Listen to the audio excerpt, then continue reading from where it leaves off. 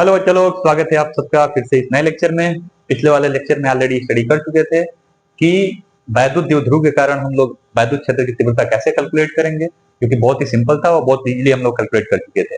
आज इस चैप्टर का हमारा लास्ट हेडिंग होने वाला है और उसका नाम है एक समान वैद्युत क्षेत्र में रखे वैद्युत द्विध्रुव पर लगने वाला बल युग्म का आघूर्ण। नाम सही दिख रहा है। पहले क्या करना है, इसमें एक समान वैद्युत क्षेत्र बनाएंगे। उस वैद्युत क्षेत्र में क्या रखना है, एक वैद्युत द्विध्रुव सामने दिख रहा है। जैसा हेडिंग बोलेगा वैसे हम लोग करना है। भाई एक समान वैद्युत क्षेत्र बनाना है, वैद्युत क्षेत्र में क्या रखना है, एक वैद्युत द्विध्रुव रखना है। उस वैद्युत द्विध्रुव पर लगेगा क्या चीज, एक बल युग्म। क्या लगेगा, बल युग्म। पहले तो चेक करेंगे बल युग्म लग रहा है कि नहीं लग रहा है। अगर बल युग्म लग रहा है तो उस बल युग्म का क्या निकालना है, आघूर्ण। आघूर्ण मतलब होता है क्या चीज, क्षमता, कि कितना बल युग्म लगा हुआ है। अच्छा, उसी को ना हम लोग टॉर्क भी बोलते हैं। क्या बोलते हैं, टॉर्क। एक क्लास 11th में ऑलरेडी हम पढ़ के आए हैं बल युग्म क्या होता है और बल युग्म का आघूर्ण कैसे निकालते हैं। अगर नहीं पता तो थोड़ा सा ब्रीफ में इंट्रोडक्शन कराता हूं आपको, थोड़ा ध्यान दीजिएगा। बल युग्म क्या होता है, कभी भी याद रखिएगा, किसी भी वस्तु पे बल युग्म मतलब, युग्म मतलब होता है जोड़ा, यानी कि दो फोर्स। या अगर किसी भी वस्तु पर दो फोर्स लगे हो, यानी कि जोड़े में फोर्स लगा हो, और कमाल की चीज यह है कि वो दो तीन कंडीशन को फॉलो करना चाहिए। पहला कंडीशन क्या है कि दोनों फोर्स क्या होना चाहिए, एक दूसरे के बराबर होना चाहिए, यानी कि परिमाण में क्या होना चाहिए, बराबर होना चाहिए। दूसरा कंडीशन यह है कि वो दोनों फोर्स क्या होना चाहिए, एक दूसरे के विपरीत होना चाहिए। और तीसरा कंडीशन यह है कि उनकी क्रिया रेखा क्या हो, एक ही न हो। तो ऐसे अगर फोर्स कहीं पर भी लगे हैं, दो फोर्स किसी भी वस्तु पे, तो उन दोनों फोर्स को हम क्या बोलते हैं, बल युग्म। नहीं समझ में आया, आइए देखते हैं कैसे। तो एक कोई वस्तु है यहाँ पे, ठीक है। इस वस्तु पे दो फोर्स लगे हैं, एक किधर ऐसे, एक लगा है कहां से, ऐसे। ये लगा है 50 न्यूटन, तो ये भी होना चाहिए कितना, 50 न्यूटन। परिमाण क्या होना चाहिए, दोनों बलों का बराबर। दो बल लगने चाहिए, दोनों का परिमाण क्या होना चाहिए, बराबर। दिशाएं क्या होनी चाहिए, विपरीत। एक ऐसे तो ये ऊपर से, दोनों की दिशा क्या हो गई, विपरीत। इसके साथ साथ एक कंडीशन और है, अगर इनकी क्रिया रेखा एक ही नहीं होना चाहिए। क्या कहने का मतलब हुआ, क्रिया रेखा का मतलब, अगर सोचो ये वाला किस लाइन पे ये फोर्स काम कर रहा है, किस वाली लाइन पे, तो बोलेंगे सीधा वाली लाइन इसका ए होगा। मतलब ये इसका काम करने वाली लाइन जो है, क्रिया रेखा कौन सी है, ये वाली है। इसकी बात करें तो इसकी क्रिया रेखा कौन सी है, ये है।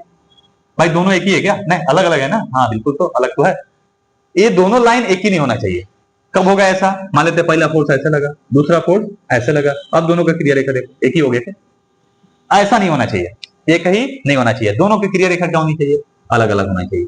तो इस केस में, ऐसे केस में याद रखिए, जो दोनों फोर्स लगे हुए हैं, इनको हम फोर्स को क्या बोलते हैं, कपल फोर्स बोलते हैं। क्या बोलते हैं, कपल फोर्स, या उसी को बोलते हैं बल युग्म। युग्म मतलब जोड़े में फोर्स लग रहा है, ठीक है।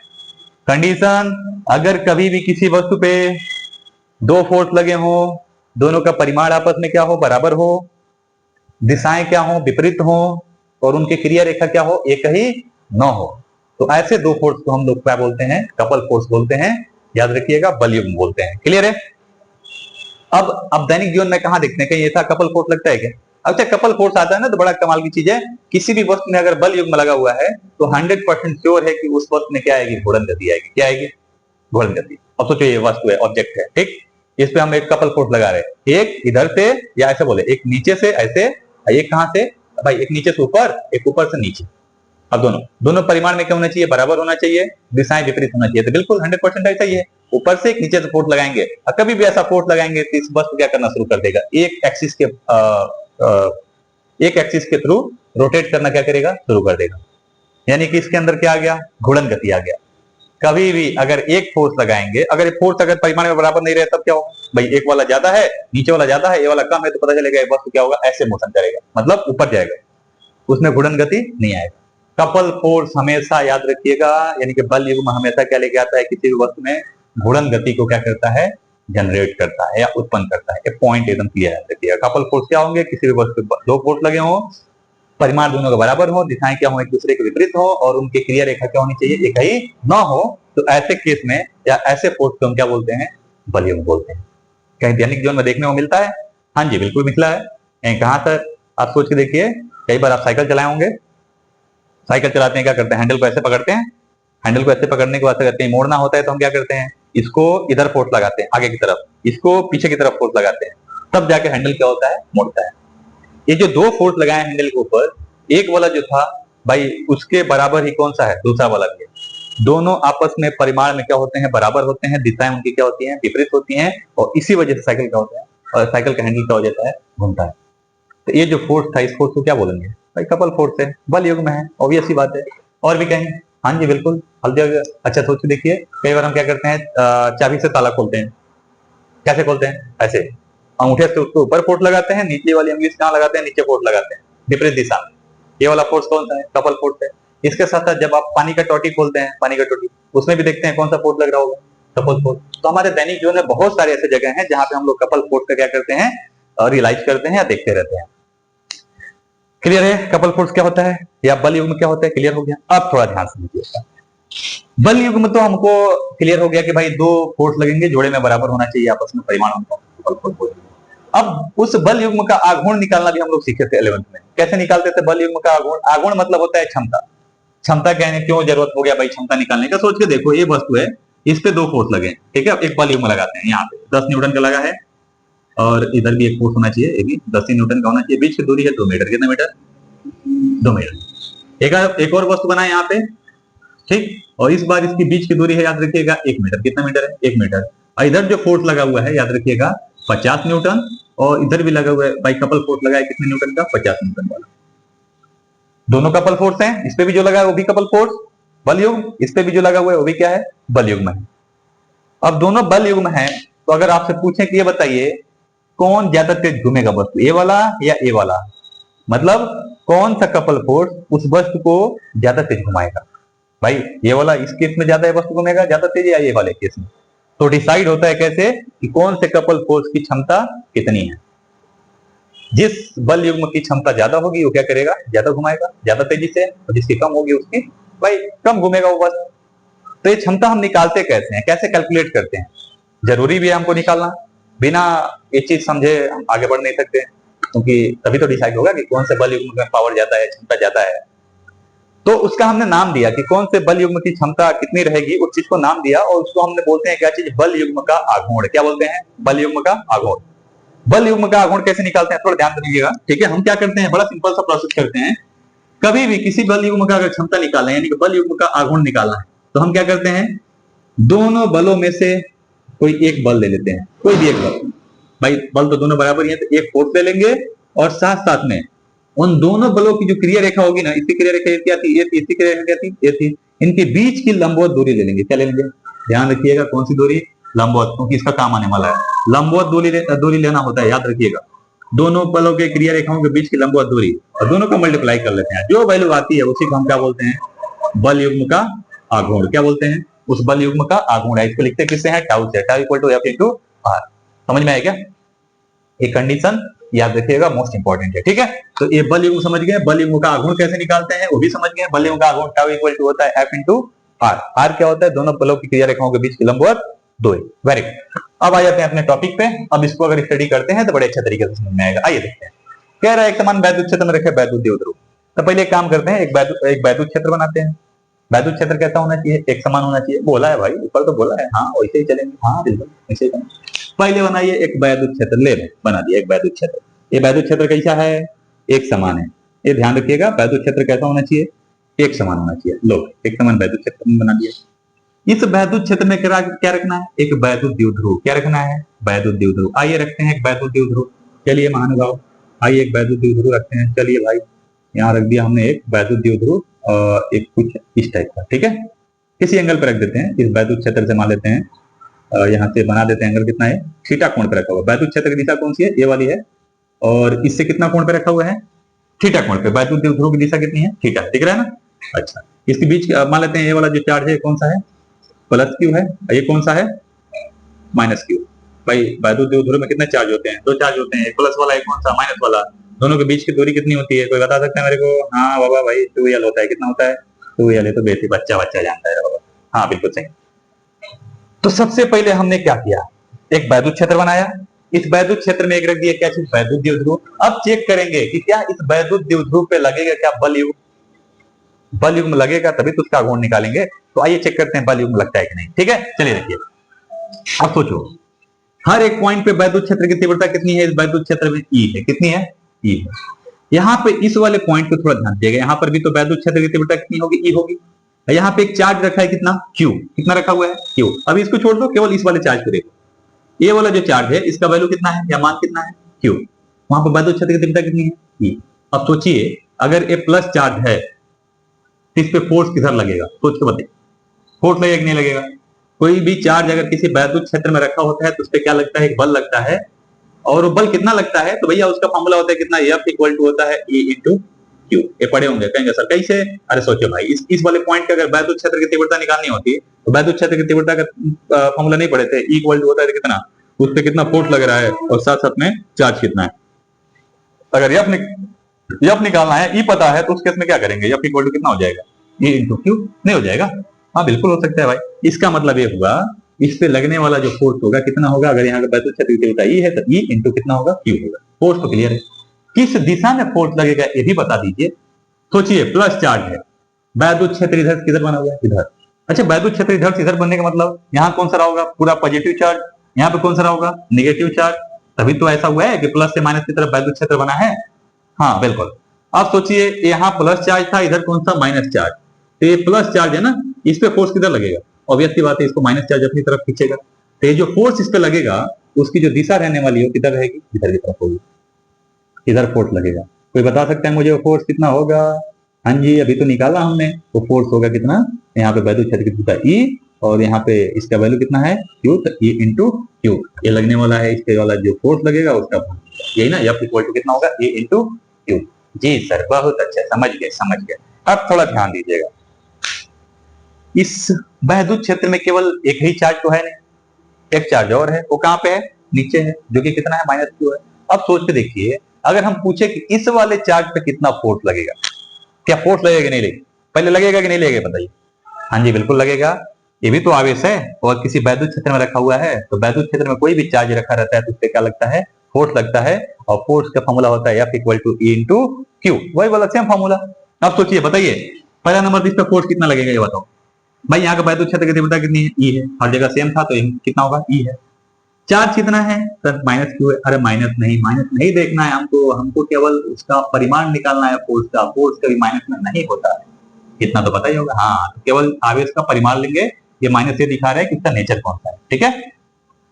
तो इस पे जो फोर्स लगेगा उसका भी वैल्यू कितना होगा भाई, एफ, आवेश कितना है क्यू, तो कितना एफ इंटू क्यू, यही ना। इस पे सॉरी यहाँ पे वैद्युत क्षेत्र की तीव्रता कितनी है, ई, तो ई इंटू क्यू, ये कितना फोर्स लगेगा भाई, इतना ही फोर्स लगेगा। और दिशा किधर होगी ये भी तो बता दीजिए, बताइए माइनस चार्ज है, इधर प्लस था, इधर पूरा का पूरा माइनस था, तभी तो वैद्युत क्षेत्र इधर माइनस चार्ज है, तो फोर्स किधर लगेगा, ऑब्वियसली बात है इधर लगेगा, 100% श्योर। तो इस पे जो फोर्स लगने वाला है वो किधर लगने वाला है, इधर लगने वाला है, ठीक है, ध्यान रखिएगा। आइए फोर्स की वैल्यू कितनी होगी, तो ये एफ इक्वल टू होगा कितना, ई इंटू क्यू। देख के बताइए क्या पहले वाला जो फोर्स लगा था उस चार्ज के ऊपर वाले उतना ही फोर्स इस पे लग रहा है, हाँ जी सर बिल्कुल लग रहा है। दोनों फोर्स क्या है, परिमाण में बराबर है, परिमाण में क्या है, बराबर है ना। और साथ साथ में देखिएगा दोनों की दिशाएं देखिए, एक की दिशा किधर है, इधर, एक की दिशा किधर है, इधर, यानी कि दोनों की क्रिया, इसकी क्रिया रेखा ये, इसकी क्रिया रेखा ये। जो ध्रुव पे दो चार्ज होते हैं, दोनों पे हमने फोर्स देखा, एक पे लग रहा है इधर, एक पे लग रहा है कौन सा, इधर, दोनों की दिशाएं विपरीत, परिमाण में आपस में बराबर, क्रिया रेखा दोनों पे एक है क्या, नहीं है। तो बताइए क्या इनको हम बल युग्म बोल सकते हैं, हाँ जी बिल्कुल बोल सकते हैं, ये बल युग्म ही है। और मैंने बोला था कभी भी किसी भी वस्तु पे अगर बल युग्म लगता है तो बल युग्म से होता क्या है, उस वस्तु में कौन सी गति उत्पन्न होती है, तो घूर्णन गति। कौन सा, घूर्णन गति। अब होगा ये कि ये जो होगा बस द्विध्रुव ऐसे रखा हुआ है, इस पे एक फोर्स इधर, एक फोर्स इधर, ये क्या करेगा, द्विध्रुव धीरे धीरे घूमना शुरू करेगा, ऐसे घूम घूम के कहाँ आएगा, ऐसे हो जाएगा। अब ऐसे होगा तो भैया माइनस चार्ज को इधर खींच रहा है और प्लस वाला चार्ज को इधर फोर्स लग रहा है, दोनों फोर्स आपस में इक्वल है, तो ऐसे घूम के क्या होगा, बस यहाँ पे आके रुक जाएगा।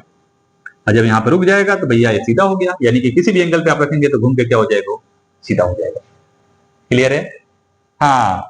तो ये तो हमको कंफर्म हो गया कि किसी भी वैद्युत द्विध्रुव को किसी एक समान वैद्युत क्षेत्र में रखेंगे तो उस पे क्या लगने वाला है, बल युग्म लगेगा। क्लियर है। अब बल युग्म का क्या निकालना है हमको, बल युग्म तो लग रहा है, तो बल युग्म का क्या निकालना है, आघूर्ण निकालना है। क्या निकालना है, आघूर्ण। भाई आघूर्ण मतलब क्षमता, तो कैसे निकालते हैं बल युग्म का आघूर्ण, जी सर कैसे निकालते हैं, तो भैया देखिएगा लिखेंगे यहाँ पे बल युग्म का आघूर्ण निकालने का फॉर्मूला होता है, दोनों बलों में से कोई एक बल तथा उनके बीच की क्रिया रेखाओं, भाई जो भी बल जहां पे लग रहे हैं, जिस क्रिया रेखा पर लग रहे हैं, उस क्रिया रेखा के बीच की कौन सी दूरी, लंबवत दूरी। यही तो सिखाया मैंने अभी पीछे, हाँ जी सर बिल्कुल सही। तो आइए करते हैं, ठीक है। तो हम लिखते हैं सीधा, पहले लिख देते हैं, ठीक है ना, कि वैद्युत द्विध्रुव के आवेश पर लगने वाला बल, ठीक है, लिख दे रहे हैं वैद्युत द्विध्रुव, जल्दी लिख दीजिए, ध्रुव के आवेश पर लगने वाला बल, ठीक है। पहले बल देख लेते हैं, बल कितना लग रहा है, तो F इक्वल टू कितना होगा, E इंटू Q, ठीक है ना, बस इतना लग रहा है, दोनों पे इतना ही लग रहा है, बिल्कुल लिख दिया हमने, ठीक है। अभी क्या निकालना है हमको, तो द्विध्रुव पर लगने वाला बल युग्म का आघूर्ण, अरे यही तो निकालना है, हाँ बिल्कुल सर, यही तो निकालना है हमको। हाँ जी, कैसे निकालेंगे, तो भैया इसका फॉर्मूला होता है बल युग्म का आघूर्ण का, टाउ इक्वल टू कोई एक बल, ठीक है, तथा दोनों बलों की क्रिया रेखाओं के बीच की लंबवत दूरी, ठीक है। आइए समझते हैं सर, दोनों बलों के बीच की क्रिया रेखाओं की लंबवत दूरी, ठीक ठीक ठीक, थोड़ा ध्यान से समझिएगा। यहां देखिएगा, पहला वाला जो फोर्स लग रहा है, इसकी क्रिया रेखा कौन सी है, ए वाली है, ठीक है। दूसरा वाला फोर्स, इसकी क्रिया रेखा ए, तो दोनों के बीच की लंबवत दूरी कौन सी होगी, क्या ए होगी, 2l होगी, 2l लंबवत दूरी होगी, गलत, लंबवत दूरी थोड़ी है, ये तो साइड की दूरी है ना, क्रॉस है, तो लंबवत दूरी कौन सी होगी, तो भैया यहां से अगर हम इस पे एक सीधा लंब डाल देते हैं ऐसे, तो ए वाली जो डिस्टेंस होगी क्या कहलाएगी, दोनों बलों की क्रिया रेखाओं के बीच की लंबवत दूरी, अरे यही तो कहलाएगी। हाँ जी सर, बिल्कुल सही पकड़ा, बिल्कुल सही।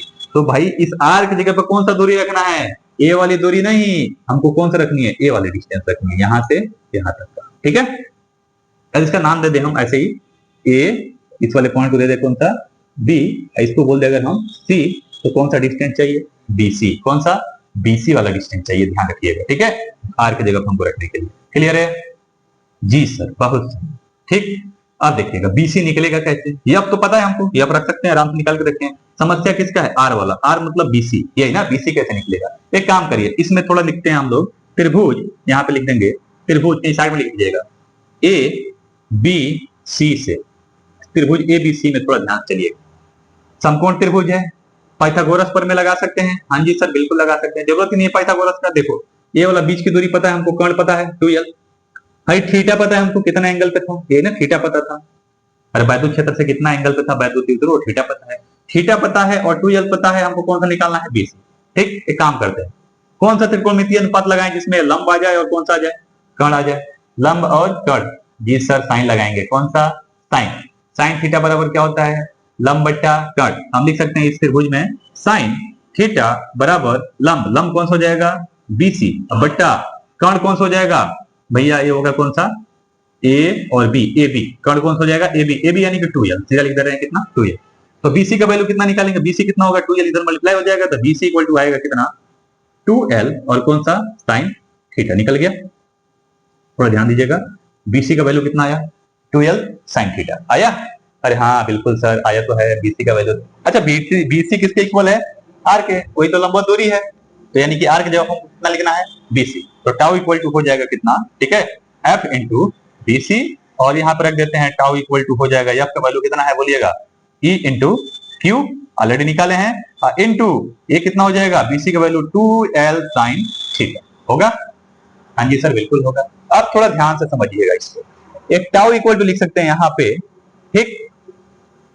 इसको ध्यान ध्यान दो, Q इंटू 2l को थोड़ा ध्यान दीजिएगा, Q इंटू 2l को, इसको क्या लिख सकते हैं, Q इंटू 2l, हम पढ़ाए थे किसी भी वैद्युत द्विध्रुव की, अगर वैद्युत द्विध्रुव आघूर्ण निकालना है, वैद्युत द्विध्रुव आघूर्ण जिसको P से लिखते हैं, तो उसका फॉर्मूला होता है P equal to Q into 2l, यानी कि Q इंटू 2l को हम क्या लिख सकते हैं, उस वैद्युत द्विध्रुव का क्षमता या वैद्युत द्विध्रुव आघूर्ण लिख सकते हैं, जिसको P लिखते हैं, याद है ना, पहले ऑलरेडी पढ़े थे हम लोग पिछले लेक्चर में, तो इसको लिख सकते हैं Q इंटू 2l को P, तो ये हो जाएगा E, या उसको सीधा लिख दे, पहले लिख दें P, इसके वैल्यू की जगह इन तीनों को मिला के जगह क्या लिख दिया, P, ये बचा कितना E, और साथ साथ में यहाँ कितना बचा, साइन थीटा, कितना बचा, साइन थीटा।